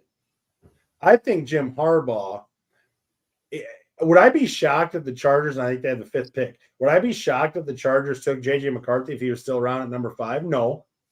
But you won't see Justin Herbert getting traded either. Hell, I'll be shocked because he's not a number 5 pick. But what do I know? I get it. But if he thinks that JJ McCarthy is an NFL quarterback, he's going to say, okay, I've got Justin Herbert. Well, I don't know. Maybe he's got 4 years left on his contract. I think I saw 4, but I could be wrong. You let McCarthy sit behind him. He eats up everything that you're saying and so on. And then when it comes to the contract deal, they trade him away for a boatload. JJ McCarthy's your guy, and we go. I can see that scenario. But the other scenario that I see is this. I can see Jim Harbaugh throwing JJ McCarthy out there. You know, oh, he's great. And all of a sudden these teams are like, man, what are we missing? If Jim Harbaugh thinks this guy's, what are we missing? What are we missing? You know, what are we missing? All of a sudden, as soon as Jim Harbaugh came out and said, man, you guys are missing the boat on JJ McCarthy, what started happening to McCarthy? Yeah. Up the board. And all of a sudden he's getting traction. Everybody's talking about him. I'm like, because Harbaugh's been successful everywhere he's been. You can't argue with that. But surely he's not fixing to take a number 5. Surely he's not going to take his number 5 pick and pick the kid because I just don't see it. Do you know that Derek May is starting to make it? You know, there's some people that are starting to say he's fallen down the draft board, and so. All I know is if J.J. McCarthy would go at number 2, or let's say the Washington goes ahead and takes Daniels at number 2, and now you got May sitting at number 3, or McCarthy sitting at number 3. You know, there's argument out there now that the old North Carolina quarterback's Derek May's gonna start dropping. So here's what I see. All this buzz and all this hype and everything. Now we don't know. Trades will change this. If there's some trades that happen, move down, move up, whatever, that could change it. But if it stays the way it stays, the Bears are taking Williams. I mean, I think that's pretty much set in stone. Yeah. You could have Drake May going at 2 and Jaden Daniels going at 3, or Jaden Daniels going at 2 and Drake May going at 3. If no big trades happen, this is what the draft kills me, because here's the scoop. Everybody says, well, the Patriots could trade down and do what? They have no quarterback. Yeah, they really don't have a choice. They really no don't. wide receivers, no nothing. No, but I'm telling you, they want to stockpile picks, and then next year you find their quarterback. I'm like, have you seen the quarterback stocks for next year? Like, it ain't that. This is the class that if you want to try to find your guy, find your guy. I agree. So, but they throw that out there, and all of a sudden that gets traction on message boards and the different shows and everything. And I'm like, I'm telling you, I cannot see any one of the top 3 teams, because they all 3 need a quarterback. They're going to evaluate. I mean, again, Williams is going to the Bears. I'd be shocked if that did. I would. I mean, I'm okay with that, but you know, I'm a big I know I'm an SEC guy, but keep in mind, I watched this kid every throw he made this year, and I'm gonna tell you what, damn Daniels against his SEC defenses he played this year, couldn't nobody do nothing with him. The only reason Alabama finally stopped him, we knocked his ass out of the game. I mean. Yeah, Jay, legit. I was gonna say, Jay, Justin Fields is signed Is by the in Pittsburgh. He was Yeah, he's traded in to the Pittsburgh. Pittsburgh Steelers. He's in Pittsburgh with Russell Wilson. So And- yeah, that was the case where they signed Russell Wilson for a bag of chips, yeah, and then they traded for Justin Fields. But before Justin Fields even had a chance to land in Pittsburgh, Coach Tomlin called him up and said he was holding the clipboard that Yeah. Russell was his starting quarterback. So yeah. that's just what you want to do in that situation too. So mark my words. If it doesn't happen in week 1, by week 2 or week 3, that crowd is going to start turning on Pittsburgh. If they Oh, start 100%. slow and they start losing games right out of the chute, it's going to be a bloodbath because they're going to be chanting Justin Fields' name because Russell Wilson is he's not a He's fast done. starter. It takes He's him a done. while He's done. to learn the offense, and I'm He's telling done. you, if they start out 0-2 or whatever, there's going to be a mutiny going on. And to Brett's point, when you were talking about Jaden Daniels, I absolutely do not disagree with you, Brett. If the Bears took Jaden Daniels at 1, I'd be like, oh, okay. I'm Yeah, okay with that too. I'd be thrilled. Yeah. The reason that I'm okay with Williams, and you got to get past all the Hollywood crap and all, I get that. But if you look at, I don't look at this year, he did not have weapons this year. And he still put up some very good numbers. I mean, USC's defense was not very good. He had one go-to receiver. He had Jerry Rice's kid.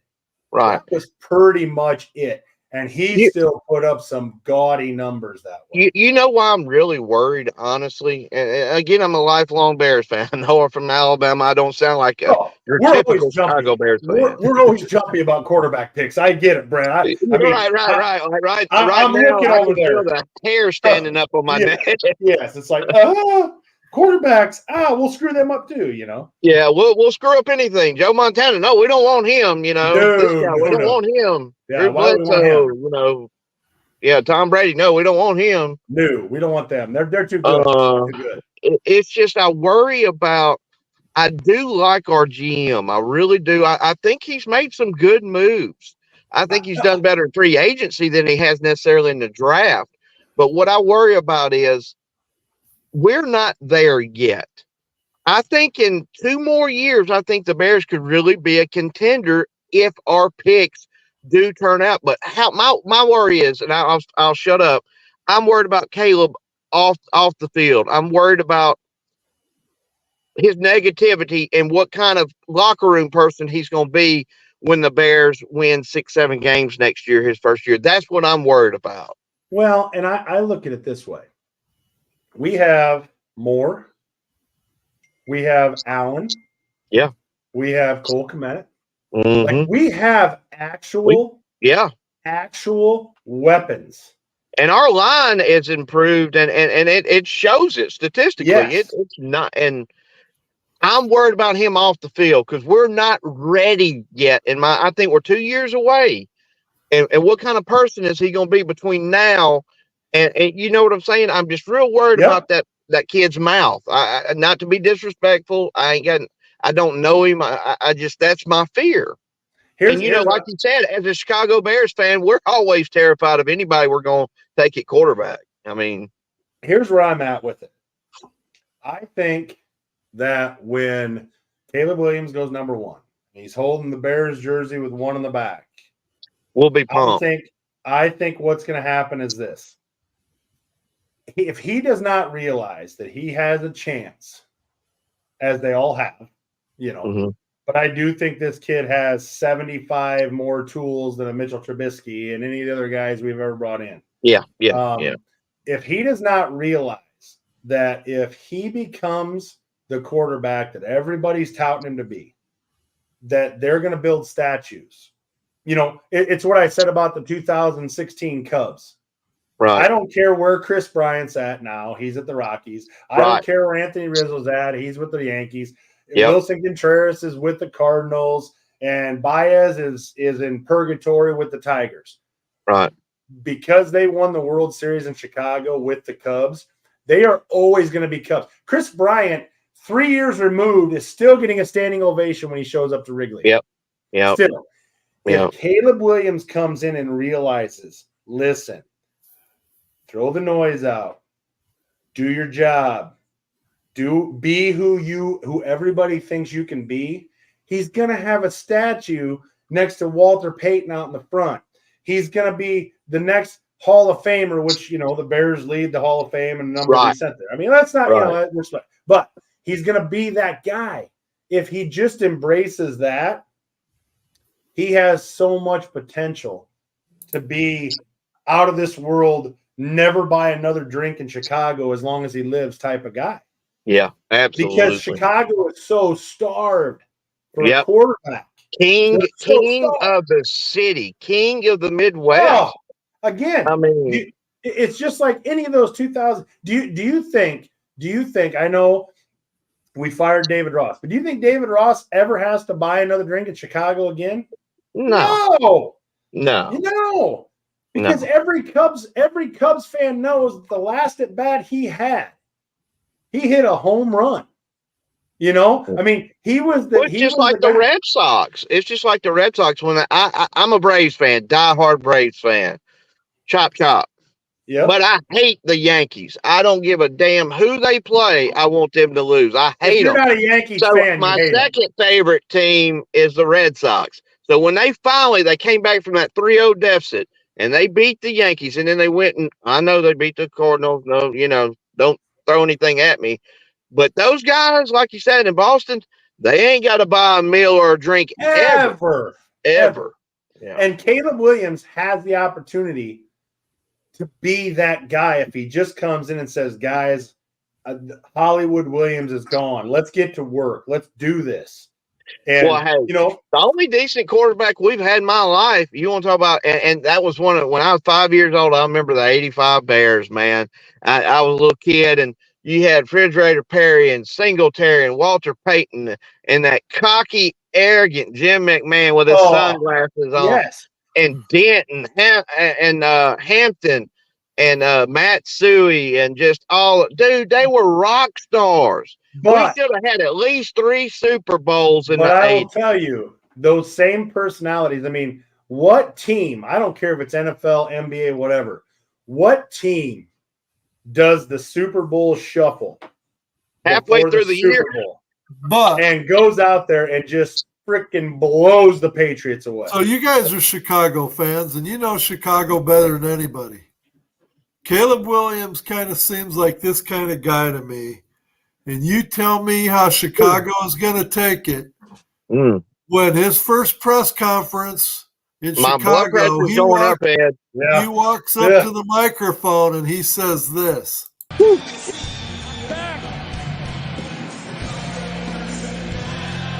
not here to make friends. I'm here to make money.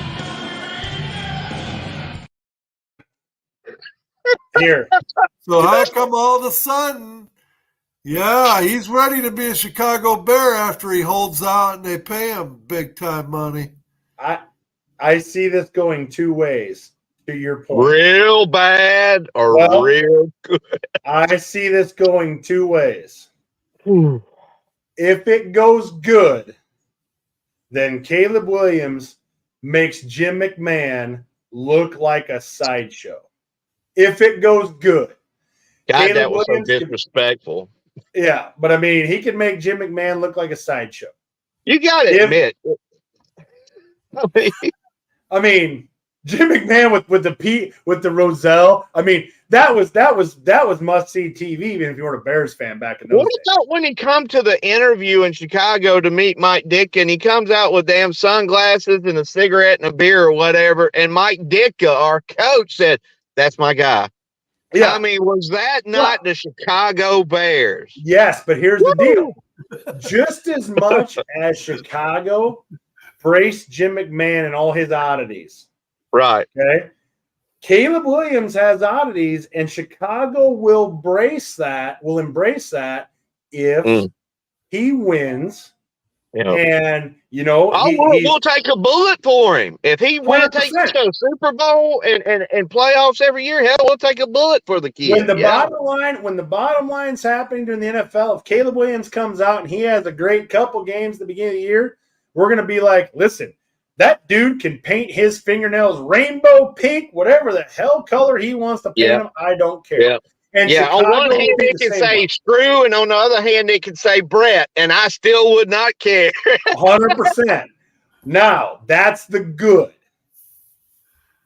To your point, Ed, if it goes bad, Oh God. Chicago will 100%. The media, the fans, teammates, you name it, they will eat that kid alive. Oh, he'll be They in a permanent damn safe space. I can Yes, You they will have know, to- as a have Vikings to- fan, that's what I am Yeah. shooting for. Yeah. But I'm telling you, he's going to need security guards in that locker room if it goes south. And he starts, if he comes out in that first press conference, win or lose, doesn't matter. He comes out in that first press conference, says, there were some throws I didn't make today. We're getting better. We're working hard. I'm meshing with the guys. We're doing what we can, whatever. That'll be fine. If he comes out in that press conference and he starts pointing fingers, But if he you don't comes point out fingers that in press, Chicago. if he comes out that press conference and he acts like Jay Cutler, No, dude. you know how that's gonna go. Jay Cutler just tell you to. Do you know what Jay Cutler's losing face looked like? This was it.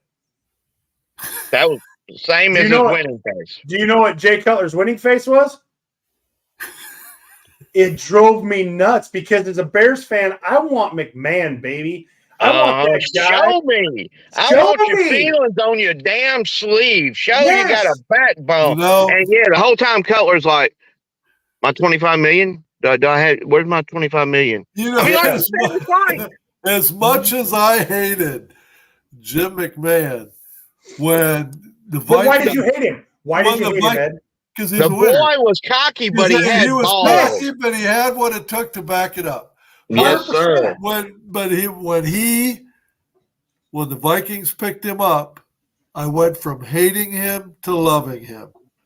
When the Same with Brett Favre, right? When the Vikings picked up Brett Favre, I went from hating him till I loved him. But I'm telling you, that's where the buck stops. Yeah. Because if the Vikings ever get Aaron Rodgers, Oh, I agree. am done with being a Vikings fan, and I will burn my jersey live on air. 100%. You guys remember? You remember when that little quarterback you just mentioned? I got to keep it PG rated. Lord knows I don't want to when you mention Aaron Rodgers. But when he told that Chicago Bears fan at Soldier Field, "I own you" or "I own y'all," you remember that, Eric? No, yeah, I And remember it. I turned to my brother and he looked at me and grinned. I said, "You really want some of this?" Of course, he's 3 times bigger than me, but he knew then was not the time, And I told him, I said, "Could you imagine that boy doing that? You know what? To my 85 Bears, to McMichael and Hampton and Dent, and could you imagine him running that yap with them The old thing boys that- down there? They would have took his ass in the locker room, and you'd never seen him again." The Packers have the advantage of recency. Recently, obviously it hasn't been You know good. why? You know But why? when I Eric? was growing up, when we played the Packers, it was a we freaking pounded. off week, baby. It was an Yep. off week. Yeah. So But you know why, right?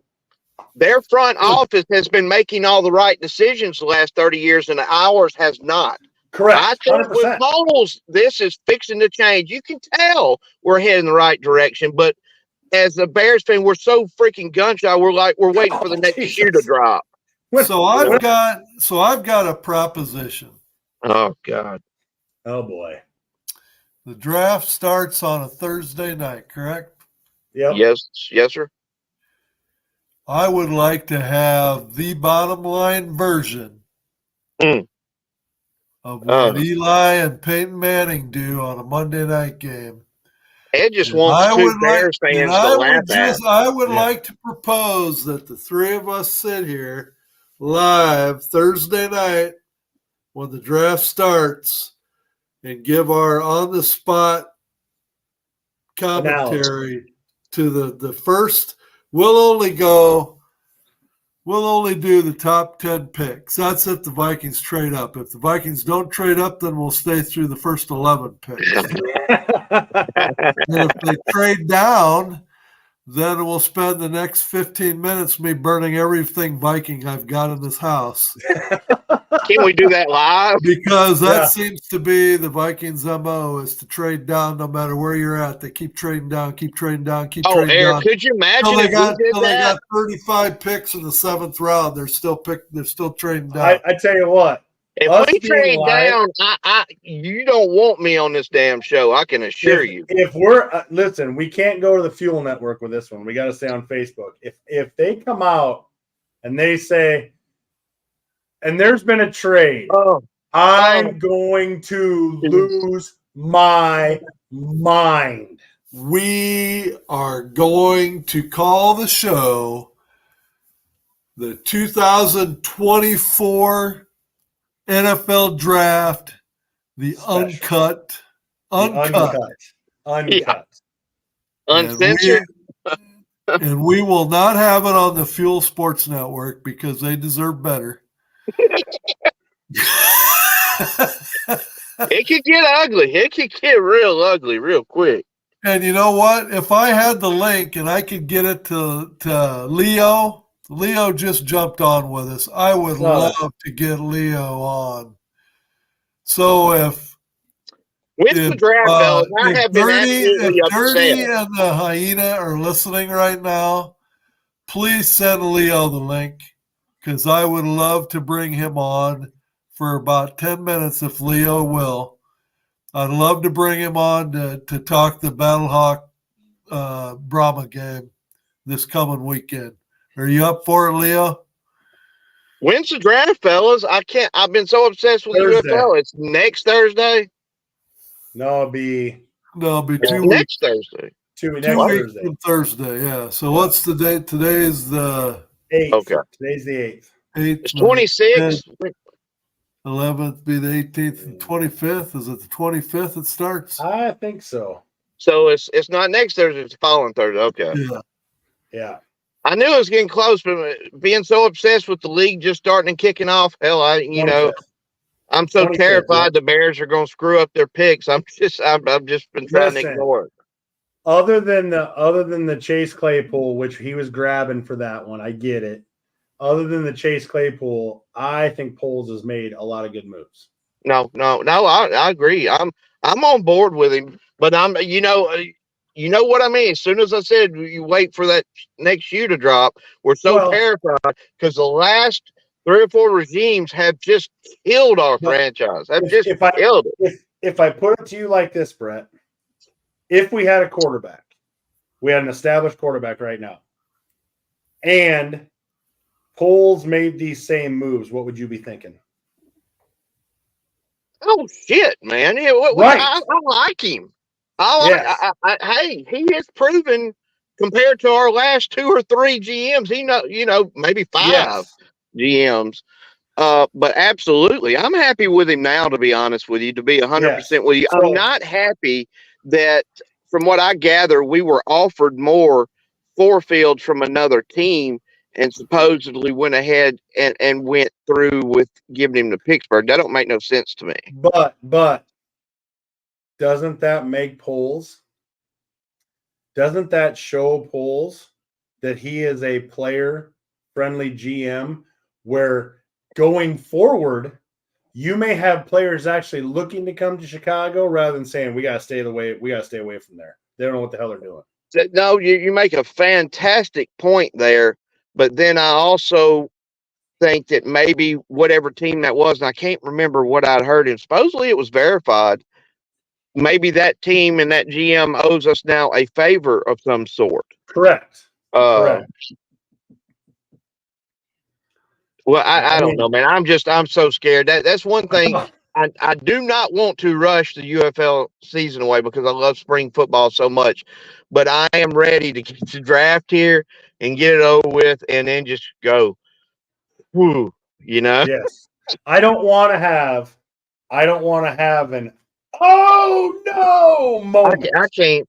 I got too much going on personally right now. I can't have that right now. No, I can't be sweating while I'm watching the draft, man. And that's what's going to happen until they make the pick. I'm gonna be sweating. upset that night. You're gonna realize like what's wrong with Brett. I'm gonna be over here, you'll see my eye twitching. That's a sign I'm upset. My eye will be like that, Yep. Is he having a stroke? Well, Maybe.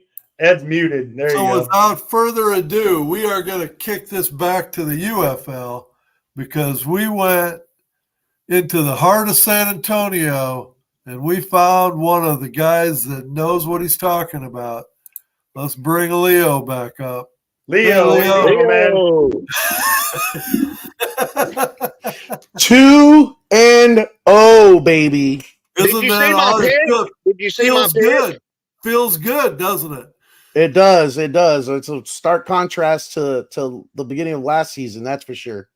So I know you probably didn't have an opportunity to hear who we picked for the game. I did, and we were doing a show. I just got off a little while ago and was talking with my wife. So sorry, Brett, I did not see your pick. So But, go ahead, Leo. So that's also we'll wait because we want to hear your unfiltered, uncut breakdown of what you're looking for this weekend, and then you pick a winner. All right. We know who he's picking. Just give us a break.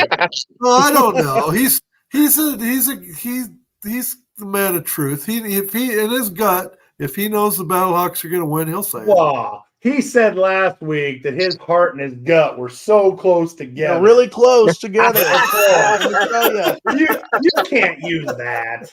Come on. Well, let me tell you. I have seen a lot of Chase Garbers, enough of Chase Garbers to make me a believer. I believe that guy's got the juice. He's got the goods. He basically put that team on his shoulders and pulled out that miraculous win last week against the Showboats. I think we're going to see more of that high-powered offense. We need to see less of the stupid penalties because, man, oh, man, were those some stupid penalties that really cost the Brahmas, put them in a position where they needed a miraculous comeback. But the defense was solid. The defense has been solid both games. Yeah. I think the Battlehawks are going to, they're going to face probably the toughest defense they've seen so far this season. And I think the Brahmas have what it takes on offense with their quarterback, Chase Garbers, and with Jonte Kirkland might be the best wide receiver right now in the UFL. Right now, I'm saying, if you look at the first 2 weeks. Yeah, his performance. Yeah. And then you add the rest of that receiving core. You add the big tight end. What's his name? Cody Latimer. Yeah, Cody Latimer. I just see a lot of offensive firepower there, and I think the Battlehawks coming into San Antonio. Not to mention, I know it's different teams, but believe me, the city of San Antonio has not forgotten what happened last season in Week 1. But you got to admit, Leo, haven't forgotten. Winning a game that way felt good, didn't it? Oh, yes, it does. And that's why all the people that were upset, there were a lot of understandably, I felt their pain because I knew exactly what that felt like. I was just like, shut up, stop complaining, stop crying. Those rules work both ways. Yep. They work both ways. You can use them to your advantage too on any given week. This week, it just went the Brahmas way, and man, did it feel good to have that redemption after last year. And Leo, I mentioned earlier on the show that it was actually on Undisputed this morning. The UFL was actually on Undisputed, and Skip Bayless said that he wishes the NFL would take a look at the 4th and 12 because he said it was exciting. And it's a way better deal than the onside kick that is an absolute joke in the NFL. Yeah, they've killed the onside kick in the NFL 100%. just like they did the kickoff. I mean, but a question I have for you, Leo, with this game. Mm-hmm. Okay, Chase Garbers has been the man. Yes, he is. He's got you excited, but he's been the man in the fourth quarter. You guys had Mhm. 1 first down in the first half. Mm-hmm. It was like 13-1 in first downs. Like, doesn't that worry you maybe a little bit? Like, we can't keep winning these games the way we're winning them. Like, we have to put a full game together. Because I was talking with Jersey. Jersey was commenting the line, and he was telling me, "Oh, Braum is this." I'm like, when they put a full game together, I'm never picking against you.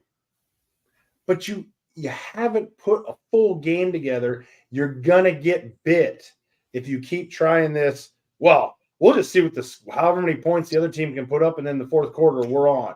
That's not going to work for any team, not just the Brahmas, but it don't work for any team. I'm not want to call you out or disagree with you, but in that DC game, that was a pretty complete beatdown. I mean, I don't remember I don't remember the offense struggling in the first half of that game when I was there. But so this game, yes, I'm giving credit to the Showboats defense, though. They have a great defense. That linebacking core is quick and deadly and sure tacklers. Yeah. Wouldn't you agree, though? Wouldn't you front. agree that DC, at least at this point, is not, I wouldn't put DC in the power rankings in the top 4 for dang sure. They don't look good at all to me.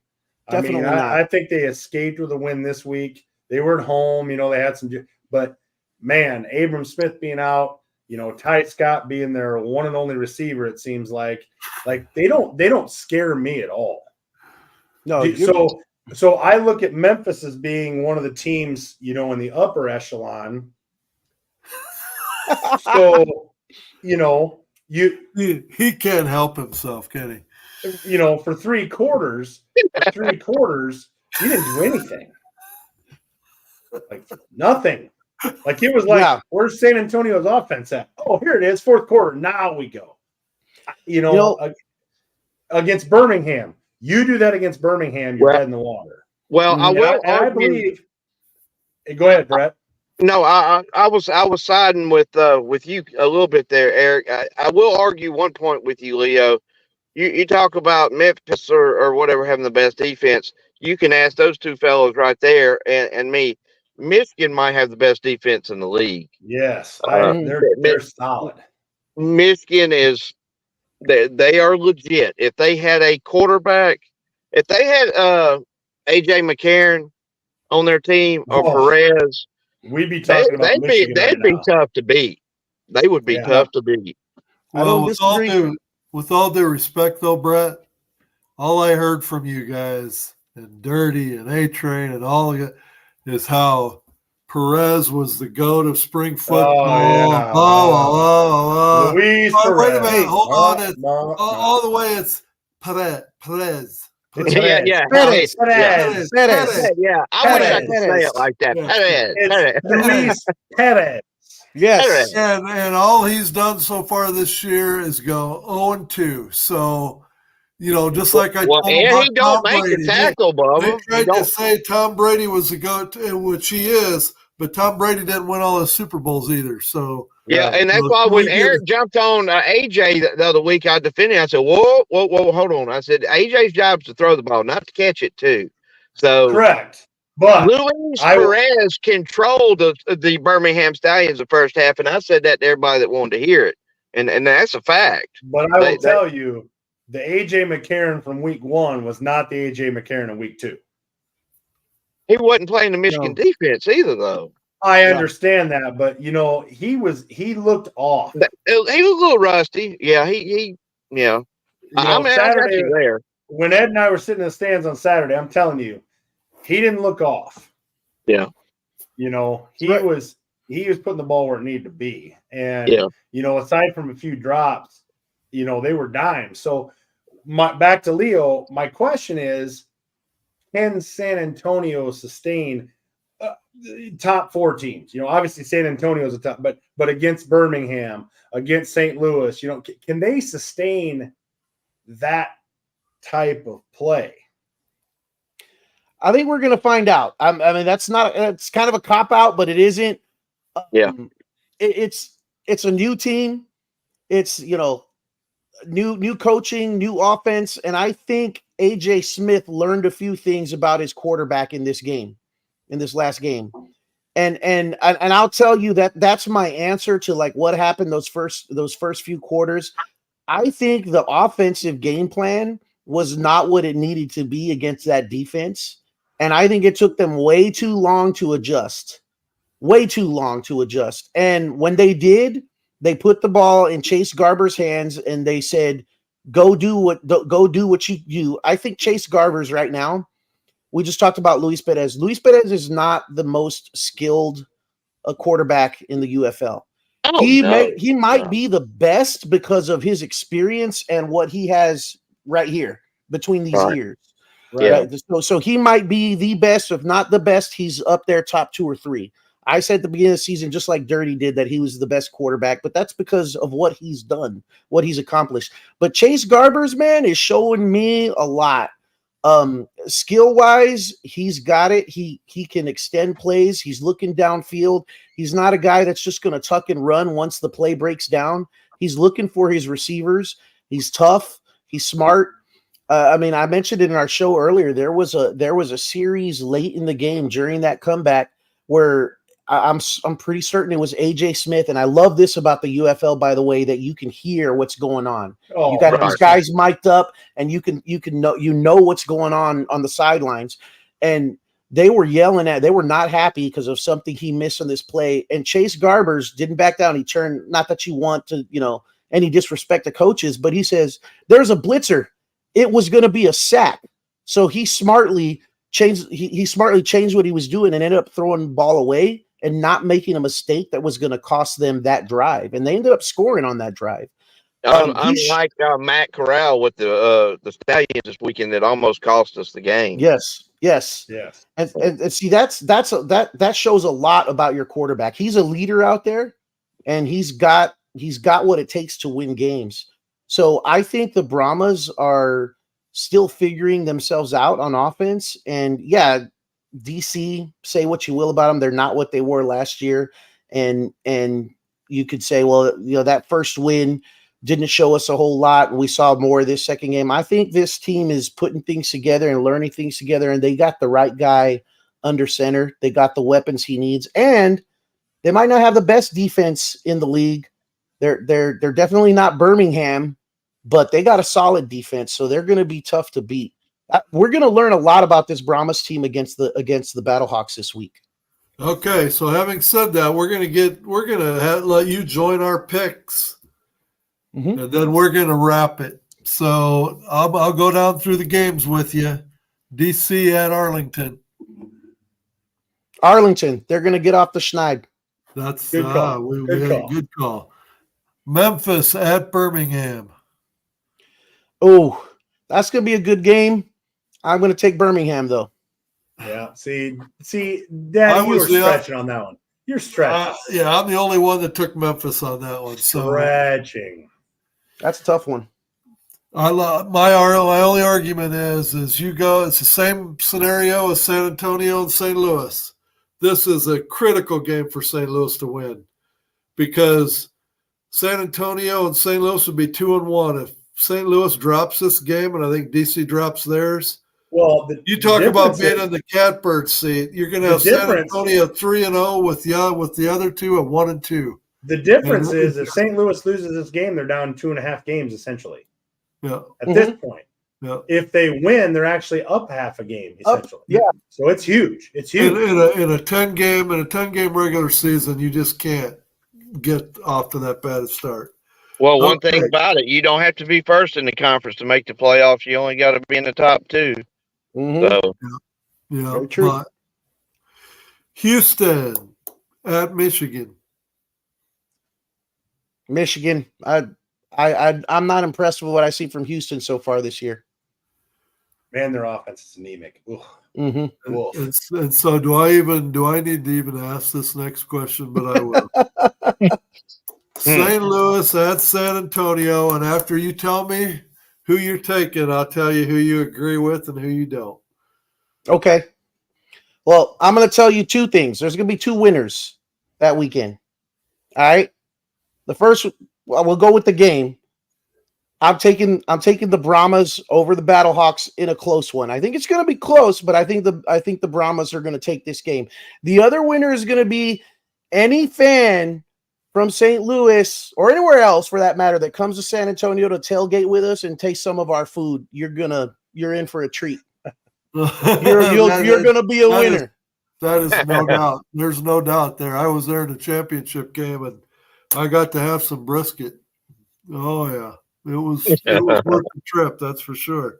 Come on so down. I will tell you that you agreed with Brett and you agreed with A-Train, but Easy E and Big Daddy Ed, we're sticking with the Battlehawks, baby.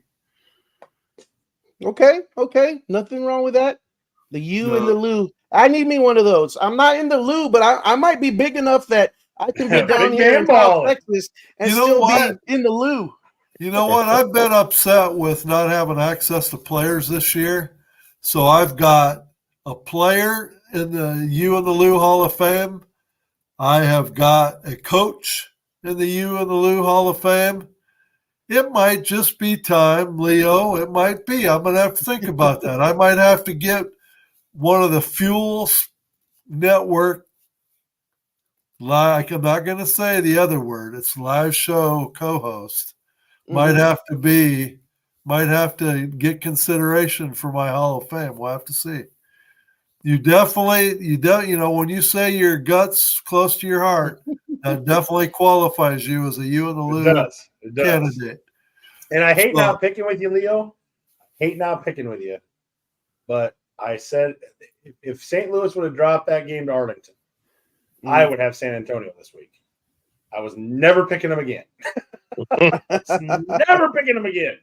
Well, see, Robert Rankin's out here. He's watching, right? And it's kind of a way to keep eyes on Leo, because you know damn well if Leo would have said the Battlehawks, Robert would have went to every news outlet in San Antonio and sold you out. Oh yeah, And he'd have been ratting you out bad. So I knew when I saw him watching, I knew he was going to pick. So Robert knows me better, man. My boy knows me better than that. Well, I will tell you, Leo, if they put a complete game against St. Louis together, I'm not picking against San Antonio again. Never. Okay. I won't pick against them again. But they gotta put a complete game together where it's like, yeah, you know, San Antonio was just better today. Then I'm in. Leah, I like that. So Philip has a problem. Seems to be having a crisis with you on the show. I don't know if maybe it's because he wanted to be on instead of you. I don't know what the crisis is, but hey, you guys need to bring Philip on one of these times. I think it's the problem that I have Big Mouth next to Smoking Guns podcast, where he prides himself on being the big mouth. But I didn't say biggest mouth. I said big mouth. Philip's definitely the biggest mouth. I got the biggest gut. I need to figure out what Chang's talking about here with Brett. I don't know, Brett. I don't know if you can see these comments. Can you ask? No. Never happened. No, I can't see the comments. Yeah. Can you ask Brett why he was in my restaurant asking for 4 orders of some young guy and didn't pay? And a side portion of Dokadeek chicken. Hey man, this is a family show. Yeah, I got sucked into that one, that's for sure. Yeah. All right. All right, guys. Well, thanks, Leo, for coming on. Really appreciate it. Always a pleasure. I just, that we got the anchor game of the weekend in week 3, so it's going to be a big one. I hope, if nothing else, it's very worthy of being the game of the week, and that we get the. So what are you thinking? What's your gut and your heart telling you on what attendance will look like? Oh, we were talking about that earlier. Last week we had 14,000, and to be honest with you, I was surprised we had that many on an Easter Sunday here in San Antonio. So that was encouraging. I know they had the free tickets for the season ticket holders and everything that inflates the numbers a little bit, but we need stuff like that at this point right now around the league. We need more butts in seats. Doesn't matter how they get there. I'm gonna, since you put me on the spot, I'm gonna say a little over 19,000. And you're pretty We're- close. You're Yeah, pretty that'd be a close. good number. Philip had 20 to 22. So Okay. you I'll be guys, real happy if we get that many. Yeah, I know. So, well, I won't ask Philip who he's picking either because I have a feeling he's part of this whole charade that you guys are. This bottom line invasion that's going on here in the last 20 minutes. Well, there's either going to be one or two things happens next Monday.